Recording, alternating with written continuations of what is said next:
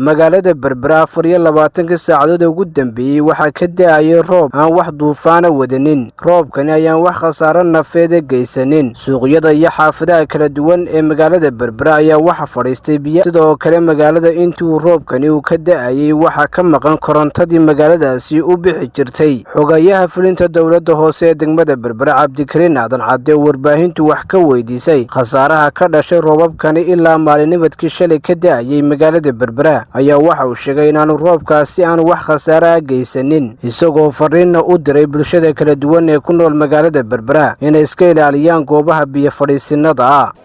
waxaan warbixinta ugu dambeysay ee magaalada Berbera roobka ku saabsan baynu maartay halkan ka jeedinaynaa.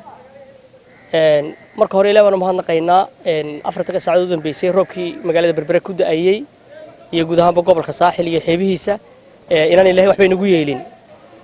marka laga tago laba guri oo maxay tahay xaafadii hore ee Daarool ah ee qadiimka ahaa oo guri kharaabad hore oo maran ahaa uu dumay gurina lagu jiray oo dhinac wax ka noqday laakiin cidna aan wax ku noqonin iyo hal masquul oo xaafada Finland ka duntay. intaasa wax la soo sheegay ilaa hadda waxa aad noola shaqeynaya guddiyada xaafadaha 5 xaafadood iyo dawladda hoose waxda arrimaha bulshada aad wada shaqeynaya.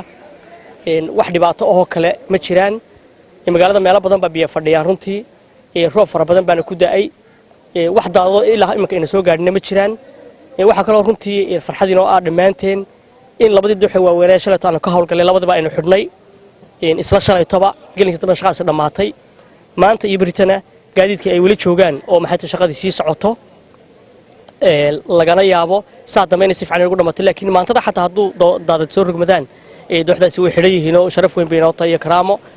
marka intaasba maxay tahay war cusub jira. waxaan doonaynaa inaan dadweynaha reer Berbera gaar ahaan xaafadaha Daaroole iyo Barwaaqo iyo xaafada Sabon Wanaag leedahay wada jir ka tirsan inaan maxay tahay siino digniin ah in wali roobka soconayo walibana laga yaabo galabta ama berito inay wax uga dabaylahay jiraan sida saadaashu sheegayso. marka inay ka digtoonaadaan inaguna dhamaanteen waxa weeye waxaan u mahadnaqaynaa ciidanka bilayska iyo maamulka gobolka oo barasaabka ugu horeeyo runtii nala garab taagan wada shaqeyn xoogan.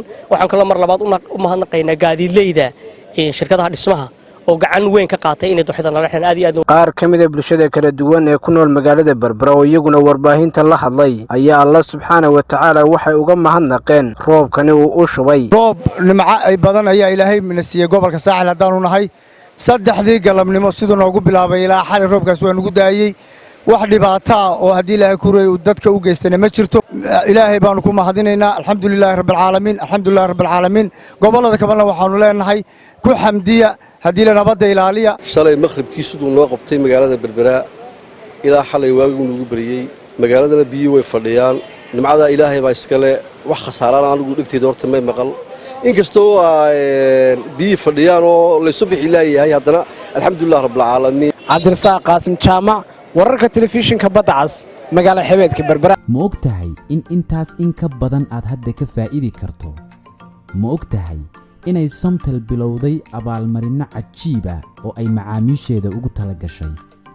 waxaa ka mid ah abaalmarinahaas dahab, microwave, TV-yo iyo moobilo dhammaan shirkadda Samsung ah, account lacagi ku jirto oo banka dahabshiil ah, dalxiis aad ku degto hoteelada Damal iyo weliba 10 gaari oo Hyundai cusub ah kuwaas oo qaar ka mid ah gaarayaan qiimo $30,000. intaas iyo xidhmooyin kale oo guud ahaan 5,000 oo abaalmarinood noqonaysa waad ku guuleysan kartaa. waxa aad ka mid noqonaysaa liiska tartamayaasha haddii aad ku shubato ku hadal ama aad ku shubato internet ama aad tahay qof ka ganacsada ku shubashada ama aad tahay qof u adeegsada dahab qaab shakhsi ah iyo qaab ganacsi ah. ka qaybgal macmiil oo ka mid noqo guuleystayaasha. si aad u hesho xog intan ka badan fadlan garaac 333 ama 111. hadal oo hadal oo hadal oo ku hadal bishii oo dhan $7 oo kaliya ku darso fariin kasta oo aad dirtaana waa ku bilaash. isticmaal shabakadda ugu ballaaran geyga Somaliland.